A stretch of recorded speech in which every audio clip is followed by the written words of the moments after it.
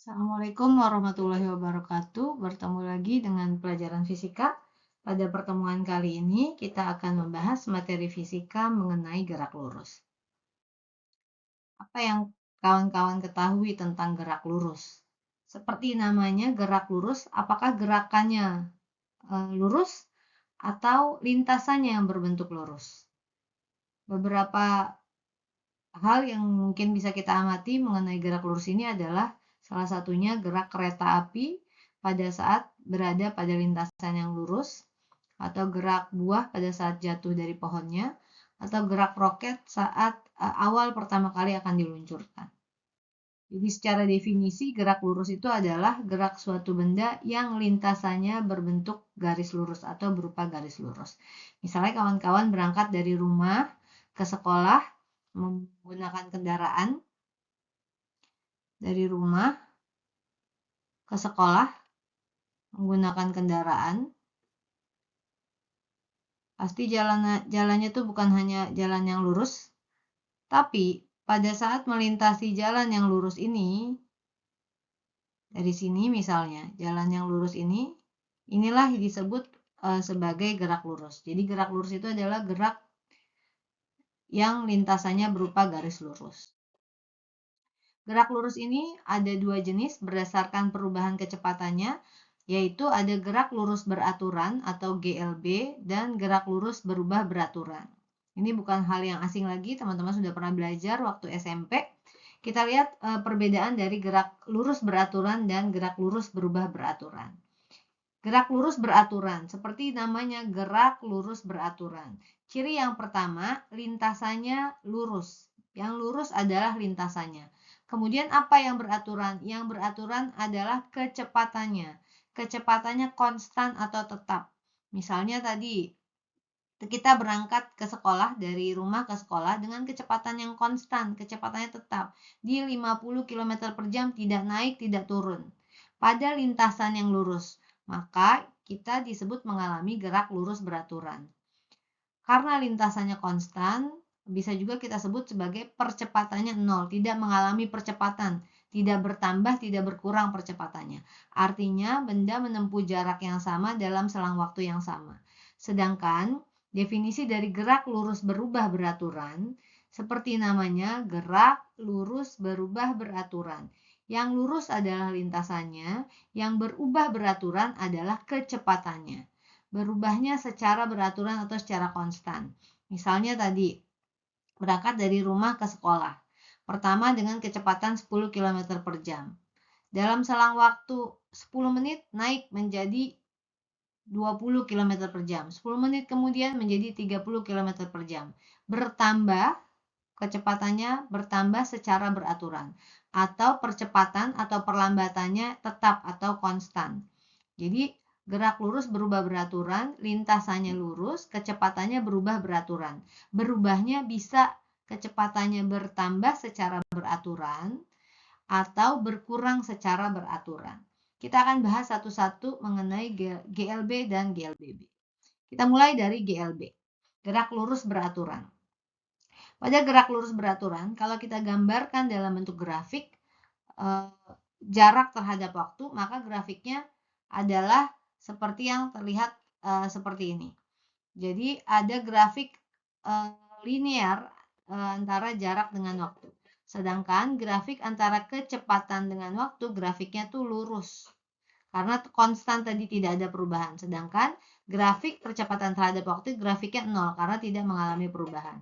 Secara matematis, GLB dirumuskan dengan V sama dengan S per T, atau V sama dengan S per T, atau S sama dengan V kali T, atau T sama dengan S per V. Di mana V adalah kecepatan, velocity, S adalah jarak atau perpindahan, T adalah waktu tempuhnya. Contoh soal. Sebuah mobil bergerak dengan kecepatan 72 km per jam pada jarak 18 km dari arah yang berlawanan. Sebuah mobil bergerak dengan kecepatan 90 km per jam. Yang ditanya, kapan dan di mana kedua mobil akan berpapasan. Jadi ada dua mobil, mobil hijau dan mobil merah. Mobil hijau bergerak dengan kecepatan 72 km per jam, sedangkan mobil merah bergerak dengan kecepatan 90 km per jam. Antara mobil merah dan mobil hijau itu ada jarak 18 km. Yang ditanya adalah kapan dan di mana kedua mobil akan berpapasan. Mobil ini dianggap bergerak lurus beraturan. Yang pertama kita lakukan adalah kita ubah dulu ya kawan-kawan untuk kecepatan si mobil hijau dan mobil merah.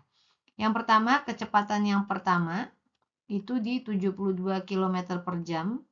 Kita ubah ke meter per sekon menjadi 72 kali 1000 dibagi 3600.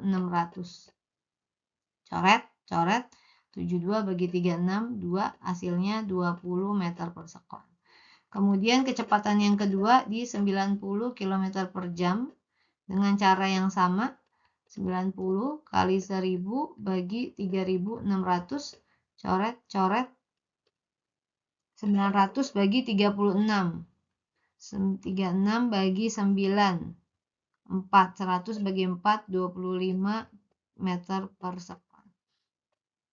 Karena kedua benda ini dianggap mengalami GLB, maka bisa kita tuliskan jarak dari P ke Q itu sama dengan jarak dari P ke R ditambah dari Q ke R. Kita anggap dia bertemunya di titik R, misalkan bertemunya di titik R. Tadi kita tahu bahwa V sama dengan S per T, S sama dengan V kali T. Berarti ini artinya V mobil hijau, V1 kali T ditambah V2 kali T. V1-nya tadi kita tahu berapa V1-nya? 20 kali T ditambah 25 kali T. Jarak dari P ke Q itu di 18 km atau 18.000 meter. 20T ditambah 25T hasilnya berapa?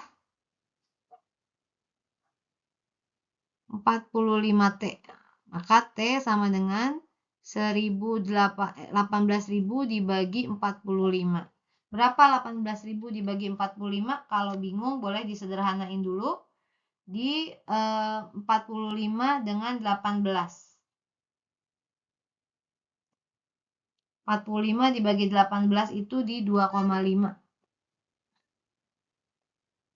Atau 180 bagi 45 itu 25. Hasilnya adalah 18.000 dibagi 45, 400 sekon. Oke, maka kalau ditanya kapan dan di mana kedua mobil akan berpapasan, kapan mobil akan berpapasan? 400 sekon setelah bergerak. Di mananya kita bisa hitung, boleh kita hitung dari jarak mobil hijau S1. S1 sama dengan V1 dikali T. S1-nya 20, T1-nya 400. 20 kali 400, 8.000 meter. Jadi 8.000 meter dari hijau, 8.000 meter dari hijau, atau S2-nya karena tadi jaraknya 18.000, maka S2-nya itu 1.000 meter. Seperti itu. Kemudian kita akan lanjutkan untuk yang berikutnya. Contoh yang berikutnya dalam bentuk grafik ya tadi. Ini grafik kecepatan terhadap waktu. Grafiknya lurus karena kecepatan pada gerak lurus beraturan itu konstan. Berapa jarak yang ditempuh sebuah benda yang mengalami gerak selama 5 sekon sesuai dengan grafik di samping. Tanya lagi jarak. Tadi persamaannya S sama dengan V dikali T. Kita lihat V-nya konstan di 5 meter per sekon. T-nya selama 5 sekon tadi. Maka S sama dengan V kali T. V-nya 5, T-nya 5. Maka 5 kali 5 sama dengan 25 meter. Dengan persamaan yang tadi cuma satu rumusnya ya, S sama dengan V kali T atau V sama dengan S per T atau T sama dengan S per V. Atau cara lainnya teman-teman bisa menghitung luas di bawah grafik V terhadap T ini. Karena yang ditanya adalah selama 5 sekon, jadi tinggal hitung luas di bawah grafik si 5 sekon ini. Nah, ini kan berbentuk persegi panjang ya. Dengan panjang 5, sisi tingginya 5. Oh, persegi ya. Persegi panjang 5, sisi 5. Maka S itu sama dengan luas di bawah grafik. Panjang kali lebar 5 kali 5 sama dengan 25 meter. Jadi teman-teman bisa menggunakan rumus GLB atau mencari luas di bawah grafiknya. Selanjutnya kita akan lanjutkan ke gerak lurus berubah beraturan. Tadi ingat gerak lurus berubah beraturan, yang lurus adalah lintasannya, yang berubah beraturan adalah kecepatannya. Seperti yang terlihat pada grafik ini ya. Grafik kecepatan terhadap waktu. Kecepatannya berubah, berubahnya secara beraturan. Sedangkan kalau grafik percepatan terhadap waktu, percepatannya konstan. Seperti tadi grafik GLB pada kecepatan dan waktu. Pada grafik GLBB percepatan terhadap waktu. Sedangkan grafik jarak terhadap waktu, grafiknya berbentuk eksponensial, naik ke atas. Secara eksponensial. Apa sih contoh GLBB dalam kehidupan sehari-hari? Ada banyak sekali. Tadi GLBB itu gerak lurus berubah beraturan. Yang berubah adalah kecepatannya. Kecepatannya berubahnya bisa bertambah, bisa berkurang secara beraturan. Contoh yang pertama adalah dalam sehari-hari yaitu mobil yang mempercepat dan memperlambat gerakan pada lintasan yang lurus. Yang kedua adalah pesawat saat lepas landas atau saat mendarat. Saat lepas landas kecepatannya akan naik, sedangkan saat mendarat kecepatannya akan turun di lintasan yang lurus. Kemudian yang ketiga gerak lift pada saat naik atau turun, ini juga gerak lurus berubah beraturan. Kemudian misalnya gerak buah, di sini diberikan contoh gerak buah kelapa yang jatuh dari pohon. Kemudian yang lainnya adalah gerak vertikal ke atas atau gerak misalnya bola yang kita lempar vertikal ke atas. Ini juga gerak lurus berubah beraturan. Oke, untuk persamaan gerak lurus berubah beraturan itu ada beberapa persamaan. Kalau tadi gerak lurus beraturan hanya ada satu, gerak lurus berubah beraturan ada 4 persamaan. Persamaannya yang pertama, Vt sama dengan V0 plus minus At, di mana Vt adalah kecepatan akhir, V0 adalah kecepatan awal, A adalah percepatan, T adalah waktu. Kok ada plus minusnya ini? Karena tadi GLBB itu ada dua jenis ya, ada dipercepat dan diperlambat. Kita gunakan plus kalau geraknya GLBB dipercepat, min kalau geraknya GLBB diperlambat. Rumus yang kedua, S sama dengan V0T plus minus setengah AT kuadrat. Yang ketiga, Vt kuadrat sama dengan V0 kuadrat plus minus 2AS. Yang keempat, S sama dengan T per 2 dalam kurung V0 plus minus Vt. Jadi ada 4 persamaan ini, nanti aplikasi penggunanya kita lihat di contoh soal. Contoh soal yang pertama, sebuah sepeda motor bergerak dengan kecepatan awal 10 meter per sekon. Kecepatan awal 10 meter per sekon, berarti V0-nya 10 meter per sekon. Pengendara mengerem sehingga terjadi perlambatan konstan sebesar A-nya, perlambatannya 2 meter per sekon kuadrat. Perlambatan ya. Berapa jarak yang ditempuh sepeda motor hingga berhenti? Yang ditanya S-nya berapa? Hingga berhenti. Nah, ini ada berhentinya. Artinya kalau berhenti, kecepatan akhirnya nanti Vt-nya sama dengan 0. Pakai rumus yang mana? Tadi ada 4 rumus. Rumus yang pertama, Vt sama dengan V0 plus minus At. Yang kedua, Vt kuadrat. Vt kuadrat sama dengan V0 plus minus 2AS. Vt kuadrat sama dengan V0 kuadrat plus minus 2AS. Nah, ini yang kita gunakan plus atau minus. Karena dia geraknya diperlambat, maka yang kita gunakan yang minus. Oke, Vt-nya tadi 0, 0 kuadrat sama dengan 10 kuadrat min 2 kali 2 kali S yang ditanya. 0 sama dengan 10 kuadrat 100 min 2 kali 2, 4 kali S. Min 4S-nya kita pindah ke sebelah, sisi sebelahnya. Jadi 4S sama dengan 100. S sama dengan 100 dibagi 4. 100 dibagi 4, 25 meter. Jadi untuk penggunaan kita gunakan rumus yang mana? Kita pilih di antara 4 yang tadi. Mana yang sesuai dari situasi yang ada. Oke, baik, kita akan lanjutkan ke yang berikutnya. Gerak lurus berubah beraturan dalam arah vertikal. Kalau yang tadi ini adalah gerak lurus berubah beraturan dalam arah horizontal. Tadi ada kecepatan awal, kecepatan akhir, ada jarak dan waktu. Sedangkan pada gerak vertikal, vertikal itu kan atas ke bawah ya. Ada gerak vertikal yang ke atas, ada gerak vertikal yang ke bawah. Rumusnya sama, hanya ada beberapa perbedaan lambang saja. Kalau pada gerak vertikal, tadi A-nya berubah jadi G karena percepatannya jadi percepatan gravitasi. Jaraknya berubah jadi H, jadi ketinggian. Ya, hanya dua itu, jarak dan percepatan. Jaraknya berubah jadi ketinggian, percepatannya berubah jadi percepatan gravitasi. Tanda plus minus juga sama. Plus untuk gerak lurus berubah beraturan dipercepat, itu artinya gerak yang bergerak ke bawah. Karena makin ke bawah gerakan suatu benda, maka kecepatannya akan semakin bertambah. Kemudian sebaliknya, semakin digerakin ke atas, maka kecepatannya akan semakin lambat. Atau kecepatannya semakin berkurang. Jadi plus untuk bergerak ke bawah, min untuk bergerak ke atas. Kita ke contoh soal. Sebuah batu dilempar vertikal ke atas dengan kecepatan awal, lagi-lagi ada kecepatan awal, V0-nya 20 meter per sekon. Bergeraknya vertikal ke atas.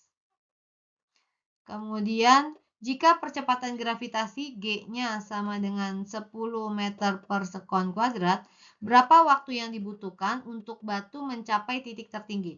Teman-teman ilustrasikan dulu, ada sebuah batu, kecepatan awalnya 20, digerakin ke atas, nanti dia akan bergerak, kecepatannya kan akan semakin berkurang, 20, 19, 18, berkurang, sampai pada ketinggian maksimum, dia akan berhenti dulu sesaat, kecepatan akhirnya sama dengan 0. Setiap benda yang bergerak ke atas selama masih dipengaruhi oleh gravitasi bumi, maka dia akan berhenti sesaat di ketinggian maksimum, pada ketinggian yang sudah maksimum, berhenti sesaat, kemudian akan jatuh lagi ke bawah mengalami gerak lurus berubah beraturan dipercepat, atau gerak vertikal ke bawah. Oke, seperti ini ya. Kemudian yang ditanya, berapa waktu yang dibutuhkan batu untuk mencapai titik tertinggi? Yang ditanya adalah T. T-nya berapa, tapi kita tahu ada V0-nya V0-nya 20, Vt-nya 0. Pakai persamaan yang mana? Tadi ada 4 persamaan. Kita pilih mana yang paling cocok. Kita coba dengan persamaan yang pertama ya. Vt sama dengan V0 plus minus Gt. Pakai plus atau minus? Karena geraknya vertikal ke atas, kita gunakan yang minus. Masukkan angkanya, Vt-nya 0, V0-nya 20, min G-nya 10, T-nya yang ditanya. Min 10-nya pindah ke sini, pindah ke seberang, jadi 10T sama dengan 20. T sama dengan, dicoret oleh 0-nya coret, 2/1 sama dengan 2 sekon. Artinya, dalam waktu 2 sekon sudah mencapai kecepatan tertinggi, sudah mencapai ketinggian maksimum, kecepatannya menjadi 0, maka itu sudah mencapai ketinggian maksimum dalam waktu 2 sekon. Kalau ditanya berapa waktu yang dibutuhkan untuk kembali lagi ke tanah, tinggal dikali 2 ya kawan-kawan.